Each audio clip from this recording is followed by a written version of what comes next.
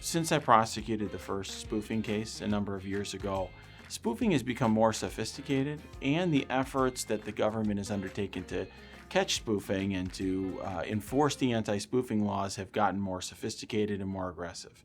So we're seeing spoofing in the equity space. We're seeing cross-market spoofing. We see individuals use things like order splitters, for example, to split large orders into smaller orders to disguise the size of their orders.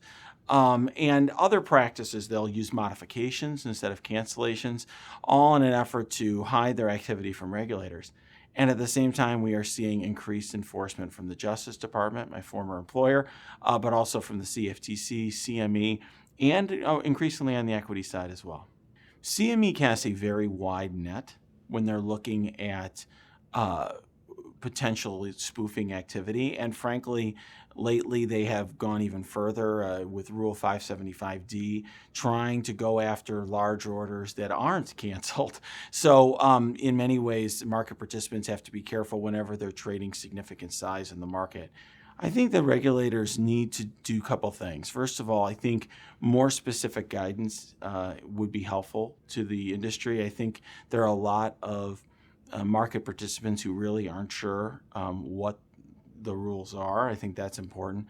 I also think that the regulators need to use their discretion in a more appropriate way. At times, we've seen lately, for example, my client, Jitesh Thakar, who was charged, he was indicted by the DOJ. That ultimately resulted in dismissal, but I had to go to trial to obtain that result for my client. They have also recently charged some traders with racketeering, which is a statute we usually go after mob bosses and street gang leaders with. It seems to me that an exercise of appropriate discretion and proportionality would be, I think, very helpful on the part of regulators. It would make it so that the industry is able to have an appropriate response. So, is it correct to assume then you think we don't need such widespread out there that do that?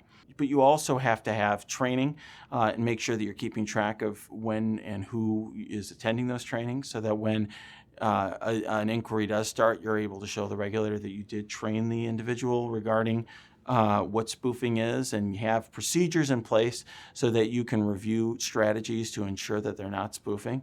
One practice that I find concerning is the government's use of cooperation as a tool to get firms to essentially act as an arm of the government.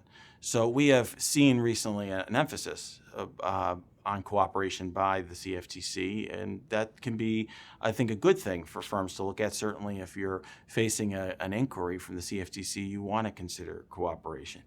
But very recently there was a circumstance in which a firm actually engaged in questioning of its own employees at the behest of the Justice Department. Those employees didn't know that they were part of a law enforcement inquiry. They didn't know that they should be taking the fifth and getting criminal counsel. They thought that they were being interviewed by their current employer for a different purpose. And I think that is highly questionable. I know there's litigation pending on that issue right now.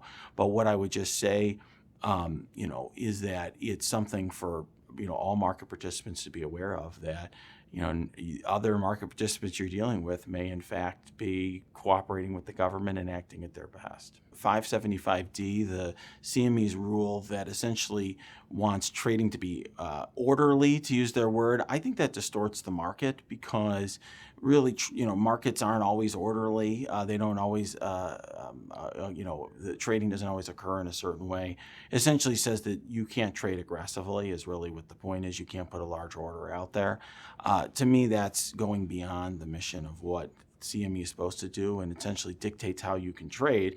Essentially what it's saying is, you should not be trying to sell large quantities at one time, for example. One thing that I would just encourage market participants to do is not just assume that because they've purchased surveillance software, that is essentially going to take care of itself. In other words, that the surveillance software is just something you can tell the regulator about, but you don't have to interface with it or think about it, in the meantime. You have to think very carefully about the settings in that software. You're going to be asked by the regulator why you chose to set it a certain way. You're going to be asked what your procedures are for dealing with alerts. You need to make sure that your entire compliance team is trained regarding how they're supposed to interface with traders regarding alerts, how they're supposed to document alerts. Otherwise, you potentially are going to be buying yourself a supervision charge.